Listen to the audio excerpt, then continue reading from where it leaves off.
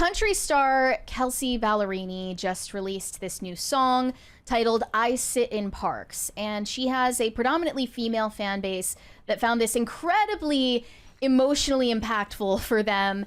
I'm seeing tons of comments on her music video saying that they're just crying and they're absolutely perclamped over this song. And it's because the meaning of the song is that Kelsea Ballerini is questioning the stage in life that she's at. After having a lot of success in her career, she remains unmarried and childless. And she is talking about observing families and mothers and feeling this sort of envy for where they're at in life compared to her. She wonders if mothers look at her and sometimes envy the freedom that she has. And she is expressing this anxiety about her biological clock. So here were some of the lyrics. I sit in parks, it breaks my heart because I see just how far I am from the things that I want. Dad brought the picnic, mom brought the sunscreen, 2 kids are laughing and crying on red swings. We look about the same age, but we don't have the same Saturdays. Did I miss it? By now, is it a lucid dream? Is it my fault for chasing things a body clock doesn't wait for? I did the damn tour. It's what I wanted, what I got. I spun around and then I stopped and wondered if I missed the mark. So I sit in parks, sunglasses dark, and I hit the vape, hallucinate a nursery with Noah's Ark. They lay on a blanket and he loves her. I wonder if she wants my freedom like I want to be a mother. Rolling Stone says I'm on the right road, so I refill my Lexapro.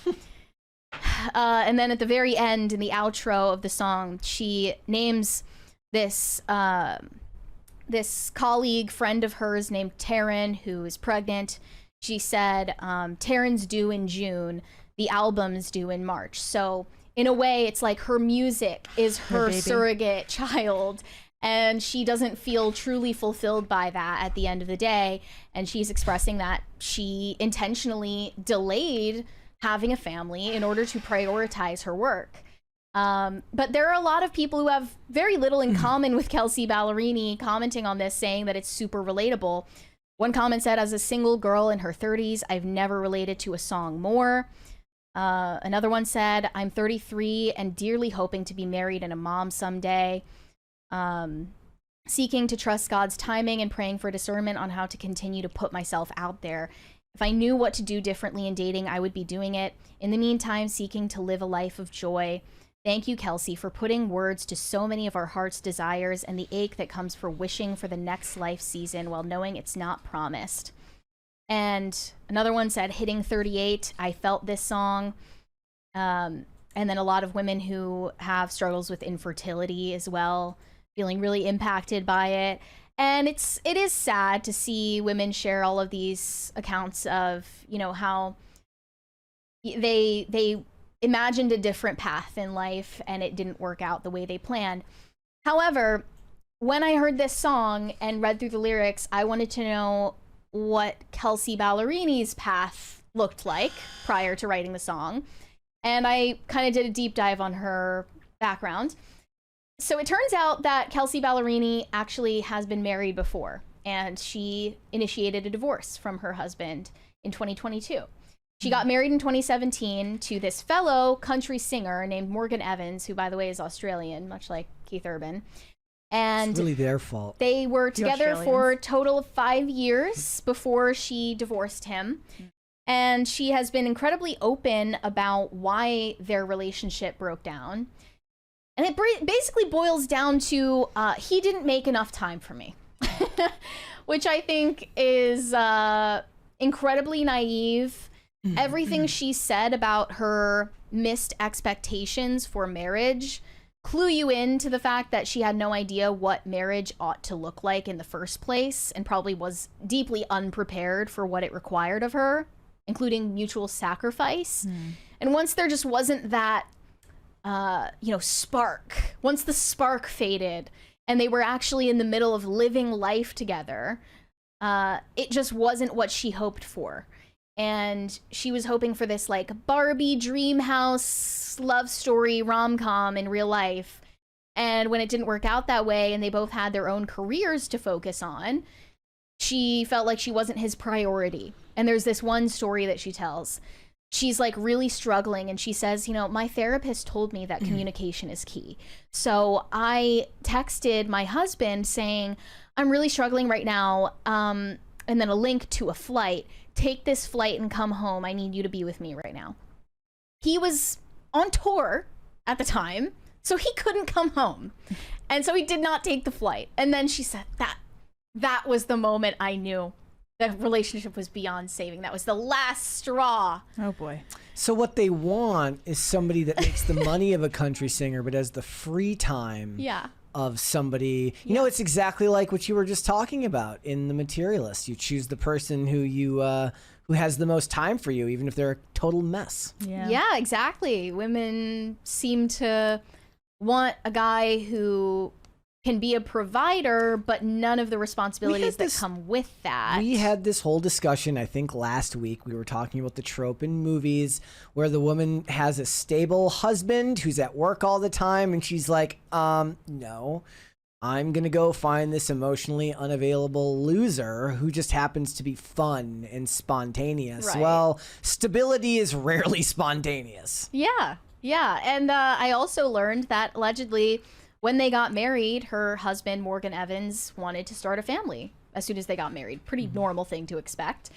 And she was the one who decided they were going to wait. And she insisted on that. She made the decision, we're not going to have kids yet because I need time to dedicate to my career. And she considered freezing her eggs. Her husband at the time advised her not to do that. And she was already That's because he's controlling. She was in her 20s. There was no need to do something that drastic. But yeah, you know, he's the controlling, abusive ex, right?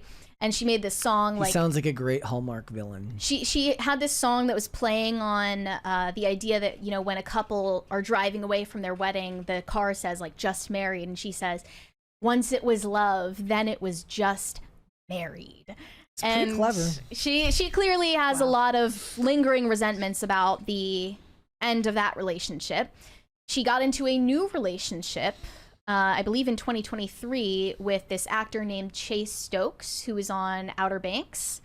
And I wasn't paying that close attention to their relationship, but I noticed that a lot of women were drawing comparisons between them and Taylor Swift and Travis Kelsey. And they were like, you know, these types of relationships are so important to be in the public eye so that you can teach men that they need to be supportive cheerleaders on the sidelines of the lives of their wives and girlfriends, and just sit there with a foam finger cheering for everything we do as women, or else they're not good enough. And don't settle until you found a Travis Kelsey or a Chase Stokes, ladies. Turns out Kelsea Ballerini and Chase Stokes broke up just 2 months ago. Which I didn't even know. But yeah, they were everywhere. You would see videos of them. She was on stage and he was just there clapping. They were very for her. public about their relationship, and all these women like idolized it. Did she show up and clap for him? Well, he's an actor, so. Well, did she go to? I mean, there must have been premieres. Did she go and clap? Look, I was just saying, if Kelsea Ballerini, also a touring musician, were on tour and her husband texted her a flight and said, I'm crying at home, come home.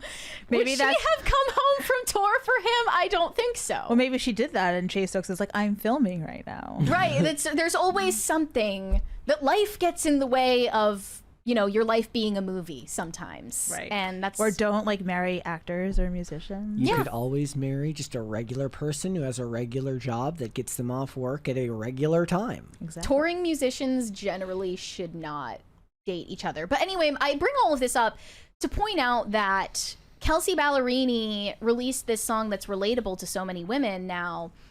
And yet...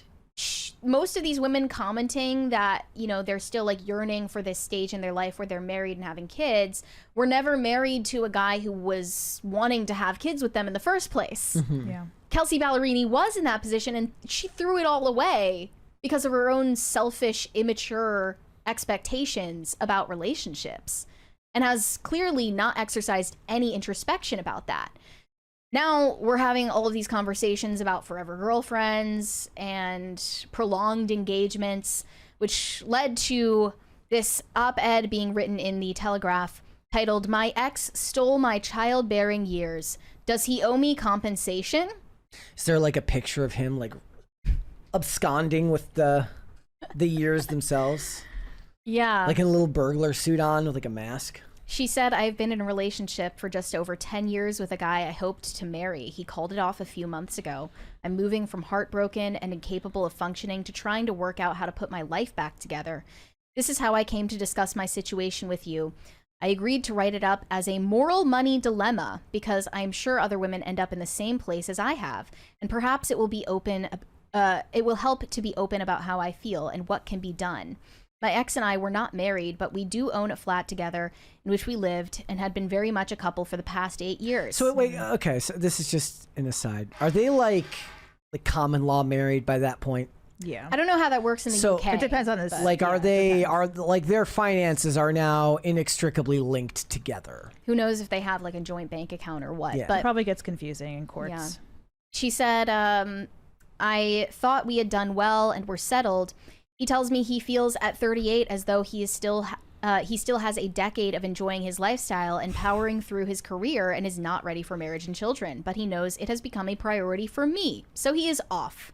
Here I am at 34, eggs twitching, ready for the marriage and parenthood stage of life, but unexpectedly single and emotionally devastated. I'm tipping into the furious phase of the grief cycle because I feel as though he owes me big time and I want him to pay. He had agreed between us that he would maintain a career trajectory and I would support this because I wanted to be the primary carer when we had children. It meant that he could earn well to support our planned family. It was not an accident that we set up home where his work opportunities were best served. I worked too, but would have been better off in a more central location. When it came to one of us needing to give way because of clashes, it was always me. When work commitments got tough, I picked up a lot of his life administration and domestic responsibilities so he could focus on work. Now I feel like those compromises have left me vulnerable and I'm seeking compensation. However, it seems because we are unmarried and these plans have not been formalized, I have no redress." Whoa. You're right. It seems that way, and it is that way. Because he was never involved in any sort of agreement with you. You were just waiting around for close to a decade for someone who is clearly not showing any signs of changing his priorities. Yeah. Well, it sounds like she's back with Chase. Oh, well, there was a report like days ago that they were seen holding hands in Croatia, which I'm like, you're a country singer. Why are you in Croatia? But yeah, they might be back on. Who knows? But Kelsea Ballerini now at the age of 32 is in a situation that this 34-year-old perhaps, or many of the women that were commenting on her music video have never been in. Because she was literally the one choosing to delay having kids with a man who wanted kids with her. Yeah. I just think that that's kind of misleading the audience to think that they have that much in common with your situation when they really don't. Does the song specifically address, I already don't remember. I listened to it earlier. Does the song specifically address that it was her choice to wait? No, but she's spoken openly about it. Then since it's on the divorce. audience for not paying close enough attention. Well, I think that they engage with her music in a way that reflects their own lives, and that's how people engage with music generally. That's how most people do. It's not yeah. about her. It's something that can be universal to the Yeah. people listening. But I just think, well, first of all, here's a problem. I don't understand why people listen to music that makes them miserable. We have the problem on our hands where women are listening to music that makes them miserable. Well, I think This women, is a prime example they of that. want to cry. Maybe Yes. sometimes they can't always get it out, so they There's need the something to encourage commiseration. it. They need to like commiserate with this song. I don't understand it. I listen to music that's like people screaming and like clashing pots and pans on like with like heavy auto-tune. Like that's the type of music I listen to because it makes me happy. I do not listen to depressing music. I will never understand why anyone does. So that's one problem.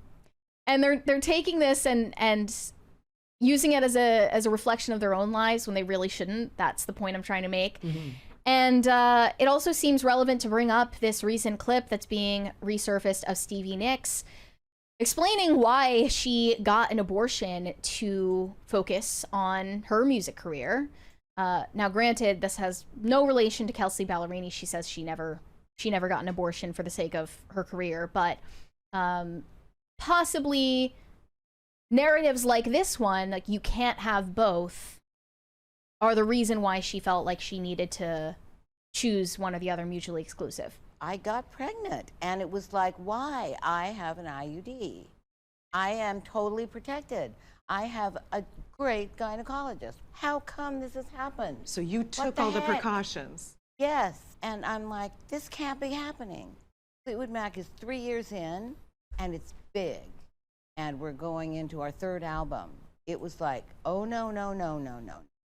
It would have destroyed Fleetwood. If you had a baby. Absolutely. Because many reasons. I would have tried my best to get through, being in the studio every single day, expecting a child, but mostly having a child with Don Henley would not have gone over big in Fleetwood Mac with Lindsay and me, who had been broken up for years. It would have been a nightmare scenario for me to live through. Yeah, but think of all the great music that could have been written about it. About having a child. About having a child and all of the drama. It could have led to amazing music. Right. Yeah. The thing is, you'll never know what would have been a nightmare for Fleetwood Mac because you didn't have the baby. That's just you thinking that you have a crystal ball into the future when you don't. Mm-hmm. And now, I mean, Kelsea Ballerini, granted, she did not get an abortion for the sake of her music career, but she did self-admittedly delay having a family for her music career and has clearly surmised that that was the wrong trade-off to make, and now is publicly processing that in front of the whole world. Mm-hmm. I mean, I think part of it is just that people tend to self-identify with artists in ways that aren't realistic. Like they're identifying with her music, and you can't really actually have. It's actually not about how the music reflects on her. It's more about how the music reflects on you, because you can't know her story anyways. Mm-hmm. That's why artists should refrain from commenting on what a song or a movie means. Like Depeche Mode doesn't talk about what any of their songs mean. The only one they've ever acknowledged the meaning to was the song Precious, and it was about their child. And other than that, they leave it open to your own interpretation, because how you experience a song, whether it's depressing or not, often plays a huge role in what you perceive it to be. So leave it open-ended so people can decide whether Kelsea Ballerini's stupid song in a park has any practical relevance to their life. And I guess I'd rather see people listening to this than, the typical... clashing and banging. I thought you were going to say Pumped Up Kicks. You're like, I like happy music. I think Pumped Up Mary, Kicks. that too. I think you need a little dashboard confessionals. Nah, in your life. Hawthorne Heights. That's the best. Miss me with that. I don't want to cry when I'm listening to music. I mean, that goes for all of the songs that Kelsea Ballerini wrote about her divorce as well. Tons of women commenting about how it means so much to them with their own divorces that they went through. And I'll just say, if you are dating anybody who thinks the way Kelsea Ballerini thinks about marriage, run. Don't walk. Huge red flag. And the guy from the article, the guy who waited 10 years to tell her, you know what, and I'm that gonna do guy. this. He's like, you know what? Also a red flag. He's like, silver hair is in now. I got another 10 years out of this. Good riddance. No, cut it short. Thanks for watching. Listen to full episodes of Pop Culture Crisis on Spotify. Keep up with us on social media and make sure you subscribe and ring that bell so you never miss the show. Bye, guys.